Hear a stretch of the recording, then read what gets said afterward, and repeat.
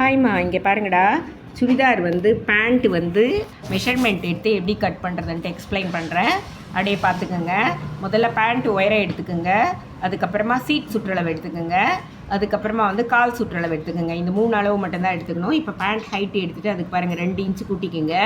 அது எவ்வளோ வருதோ போட்டுக்கோங்க. அதுக்கப்புறமா அந்த இடுப்பு நம்ம மேலே வைக்கிறோம் இல்லையா, அதுக்கு 7 இன்ச்சு எடுத்து மைனஸ் பண்ணிவிடுங்க அந்த உயரத்தில்.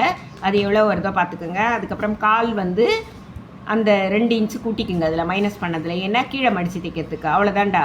இப்போ நம்ம என்ன பண்ணுறோம், சீட் சுற்றளவு எடுத்ததை அதில் பாதி ப்ளஸ் 10 எதுக்குதுன்னா அந்த ஃப்ரில் வைக்கிறதுக்கு மொத்தத்தையும் கூட்டிகிட்டு அதை 4ஆக பிரிச்சிடுறோம். கால் சுற்றளவுக்கு 3 கூட்டிடுறோம். ஓகேவா?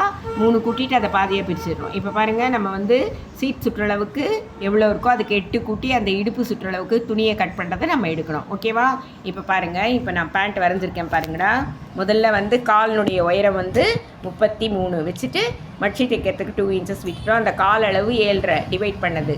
அதே மாதிரி இந்த சைடு 8 அல்லது 9, குண்டாக இருக்கிறவங்களுக்கு 9. சீட் சுற்றளவு எவ்வளோ இருக்கோ அதை குறிச்சிட்டு சைடு மார்க் பண்ணிட்டு வரைஞ்சிட்டோம்.